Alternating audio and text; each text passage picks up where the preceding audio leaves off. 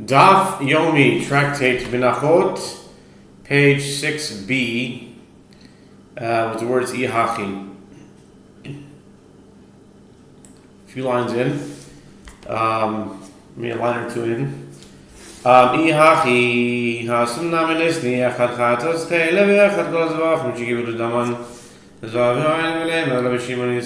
Gemara asks, if so, then there as well, meaning with regard to slaughtered offerings that the Mishnahs of Achim's 15b teach, both the sin offering of forbidden fat and all the slaughtered offerings with regard to which one who collected their blood was a non-priest or a priest who is an acute mourner are disqualified. And let us say that it was necessary to teach the Mishnah in this manner in accordance with the opinion of Rabbi Shimon, to emphasize that although the sin offering is not of superior quality in that it does not require that libations be brought with it, nevertheless it is disqualified if its blood was collected by one fit for temple service. Why then does the Mishnah teach? Why then does that Mishnah teach simply all slaughtered offerings with regard to which the one who collected their blood was a non-priest are disqualified? Alma. Kivan Tanale call Velokatanichut Kulimashma Hachenami given the Tanakol Velokatanichut Kulimashma. The Gemara concludes this question apparently, since the Tana teaches that Mishnah with the term all, and he does not teach except all offerings are indicated by the general disqualification, and there is no need to emphasize the halacha with regard to a sin offering, even in accordance with the opinion of Rabbi Shimon. Here too, with regard to meal offerings, since the Tana teaches the Mishnah with the term all, and he does not teach except, this means that all of them are indicated, even the meal offering of a sinner. Why then does the Mishnah specifically mention the meal offering of a sinner? It's three. The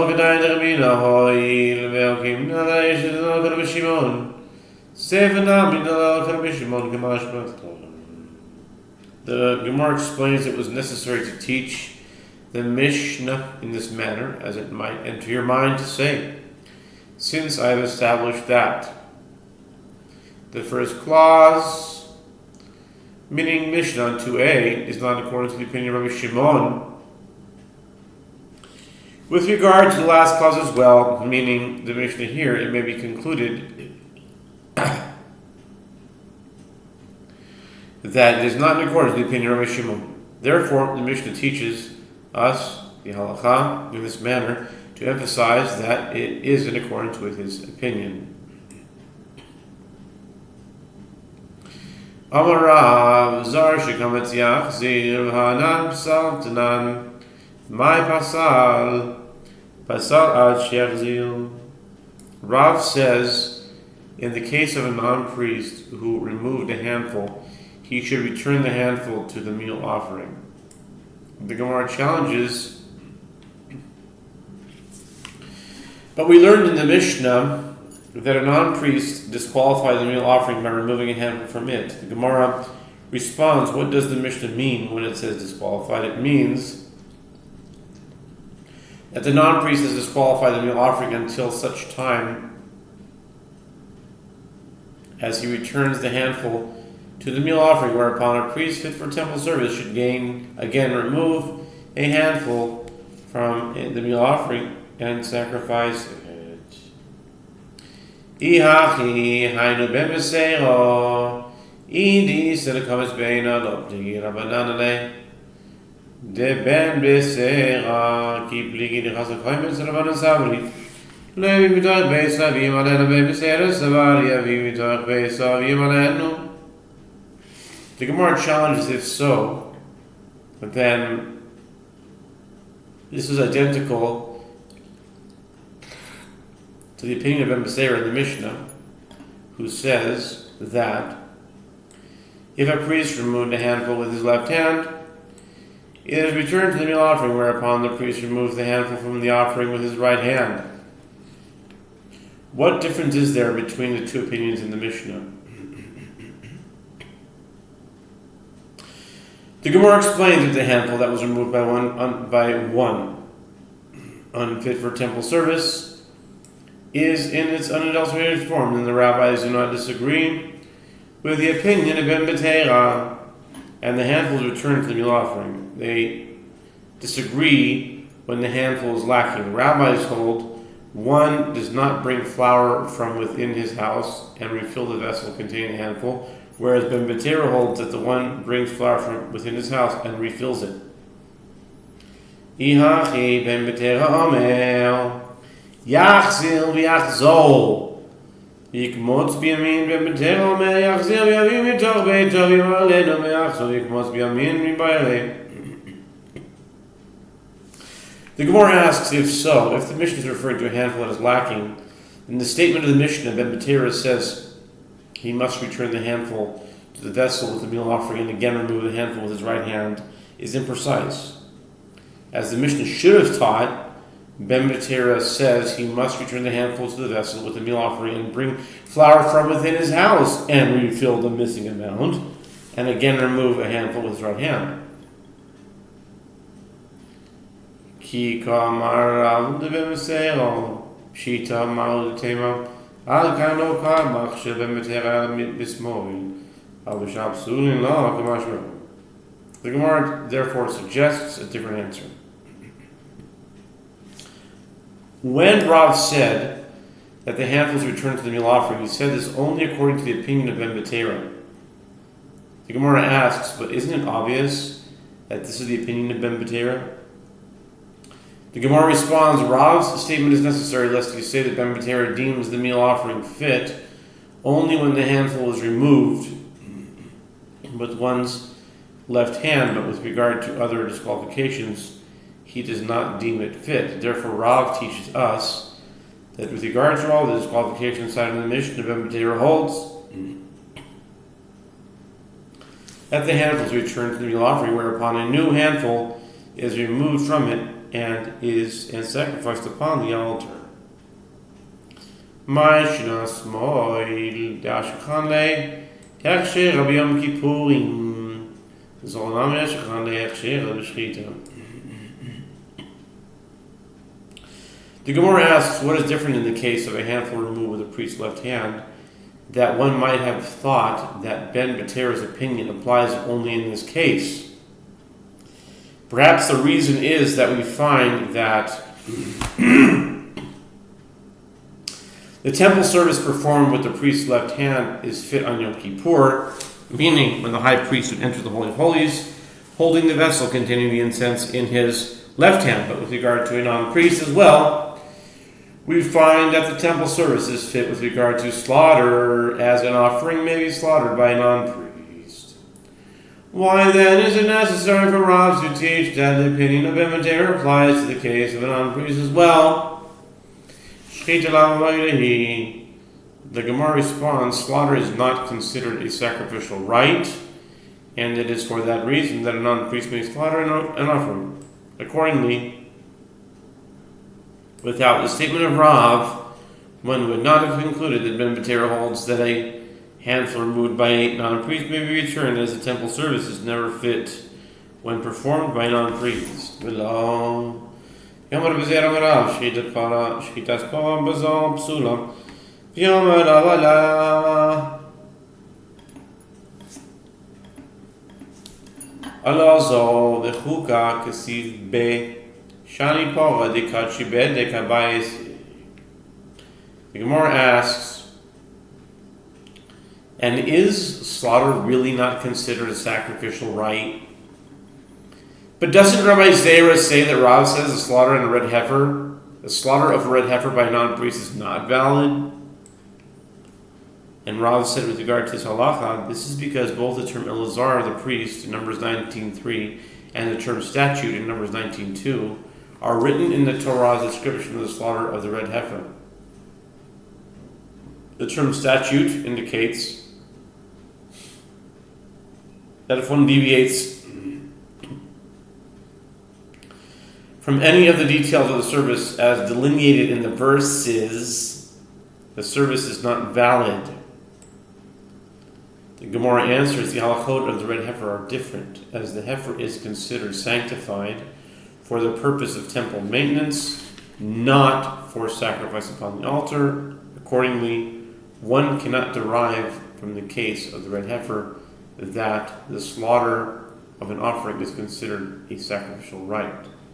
V'lav kol nechenu kachim b'degbayis ba'u kahuna kachim yizbeach lo ba'u kahuna amar Shisha b'rei Davidi midi dehavi amaros negayim delava voyininu u'ba'i kahuna.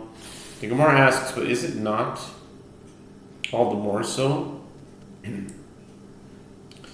if items sanctified for the purpose of temple maintenance require that the performance of rites relevant to them be performed by a member of the priesthood, then with regard to items sanctified for sacrifice upon the altar, shouldn't they certainly require that their rites be performed by a member of the priesthood? Or Shisha, son of Edi, said in response, the requirement that the red heifer be slaughtered by a priest is not proof that its slaughter is a sacrificial rite. Rather, the requirement is just as it is in the case of examination of the shades of leprous marks, which is obviously not considered a sacrificial rite, and yet the Torah requires that these marks be examined by a member of the priesthood.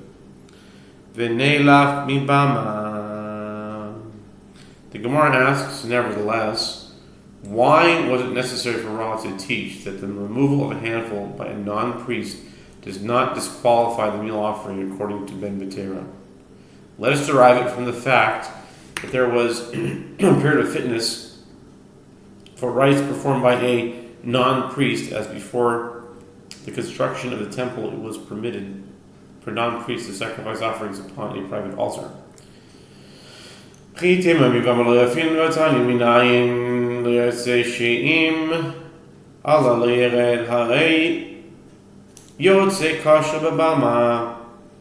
if you would say that we do not derive halachot of the rites performed in the temple from those performed on a private altar, one can respond, but isn't it taught in a Braita? From where is it derived with regard to an item, for example, the limbs of an offering that emerged from the temple courtyard and was thereby rendered unfit for sacrifice upon the altar, that if it nevertheless descended upon the altar, it shall not descend? It derived from the fact that an item that emerged is valid for sacrifice on a private altar. This indicates that one can learn the halachot of offerings in the temple from the halachot of a private altar. Tana azot toiras oilas semichle. The Gemara rejects this. The Tana of that Braita relies on the verse, this is the law of the burnt offering, Leviticus 6:2, from which is derived that any item that ascends upon the altar shall not descend from it, even if it was disqualified. In other words, the verse is the source for the halacha of the Braita, whereas the case of a private altar is cited merely as a support for this ruling. The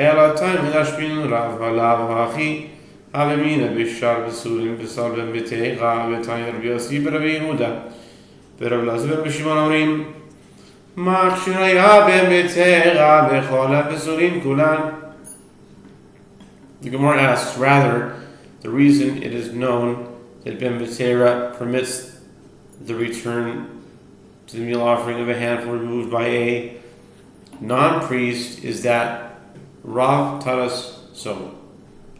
Were it not for this, I would say that with regard to other disqualifications, meaning other than a handful removed by the left hand, or removed with the left hand, Ben Betera invalidates the meal offering. But isn't it taught in the Braita that Rabbi Yossi, son of Rabbi Yehuda, and Rabbi Lazar, son of Rabbi Shimon, both say Ben Betera would deem fit in the case of all the other disqualifications listed in the Mishnah?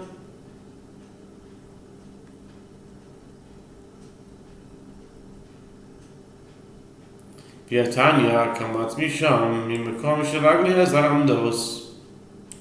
The Gemara continues, and it is taught in the Braita with regard to the verse, And he shall bring it to Aaron's sons, the priests, and he shall remove from there his handful. Leviticus 2, verse 2. That this verse indicates that the removal of a handful from a meal offering may be performed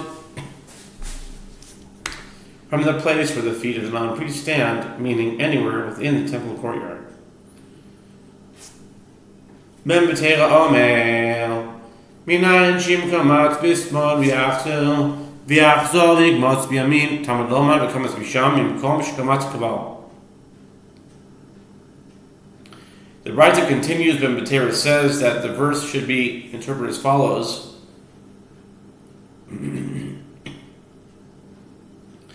From where is it derived that if one removed a handful with his left hand, that he must return the handful to the vessel with the meal offering, and again remove the handful with his right hand? It is derived from that which the verse states, and he shall remove from there, indicating that the handful is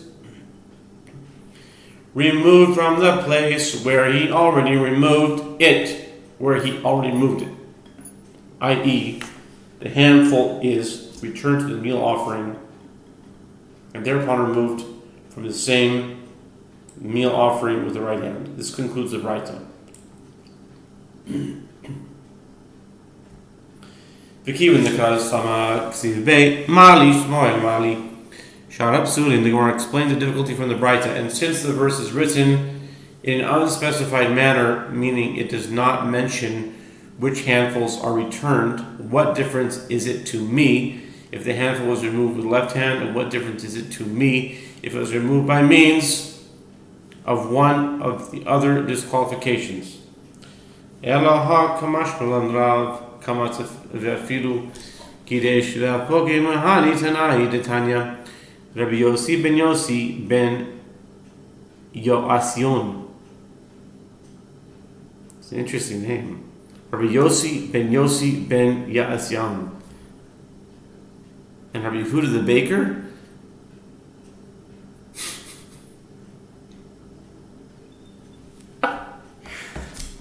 There's interesting names here. Rabbi Yossi ben Yosyan.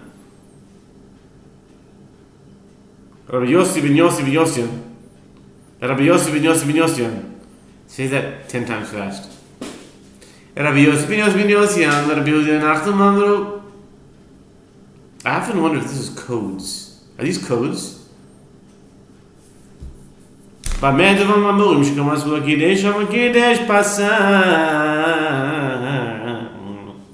Gemara therefore suggests an alternative explanation. Rather, this is what Rav teaches us. Ben Betera holds that if one unfit for temple service removed the handful, it may be returned to the meal offering, even if he sanctified the handful by placing it in a service vessel. And the statement of Rav serves to exclude the opinion of these Tanaim. As it is taught in Braita, Rabbi Yossi ben Yasyan and Rabbi Yehuda the baker said. In what case is the statement of Ben Betera said? Meaning, in which case does he rule that the handful may be returned to the meal offering? It is in a case where the unfit individual removed a handful and did not sanctify by placing it inside the service vessel, but he sanctified it, then he has disqualified it, even according to Ben Betera, and it may not be returned to the meal offering. Vika de amri kamat in kidesh lo keman kahani tanai uleapoge matanakama. And there are those who say that Rav teaches the opposite. If an unfit person merely removed a handful, yes, Ben Betera permits a handful to be returned to the meal offering from which was removed. But if he already sanctified the handful by placing it inside a service vessel, it may not be returned. In accordance with whose opinion is this explanation? In accordance with the opinion of the Tanaim, meaning Rabbi Yossi ben Yasyan and Rabbi Yehuda the baker, and it is to exclude The opinion of the first Tana in that Braita who disagrees with the ruling of Rabbi Yossi ben Yossi ben Yossian. Rabbi Yossi ben Yossi ben Yossian and Rabbi Yehuda the baker, and maintains that a handful may be returned even after it was sanctified by a service vessel. Maskov Nachmaikom Savihani Tanai Ikamisat Besun Nevodai Avan Gabdlo Amin Matan Kli. Im Kamitas Besurim Lavoidihi Kiavad Le Matan Kli Mayavar. Nachman objects to this. What do these Tanaim of the Braita hold if they hold that the removal of the handle by one unfit for the temple service is considered the performance of a sacrificial rite to the extent that it disqualifies the offering? Then the meal offering should be disqualified even though he did not perform the stage of the placement of the handle in the vessel, of the placement of the handle in a vessel. And if they hold that the removal of a handful of it, if they hold that the removal of a handful by an unfit individual is not a considered performance of a rite, then when he performed those stages of his placement in a vessel, what significance was there to this action? He can still return the handful to the meal offering. Okay?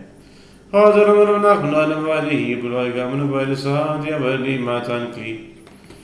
Nachman reconsidered and then said, actually, those Tanaim hold the removal of a handful by one unfit for temple service is considered the performance of a sacrificial rite, but the rite of a handful is not complete until he performs the stage of its placement in the vessel.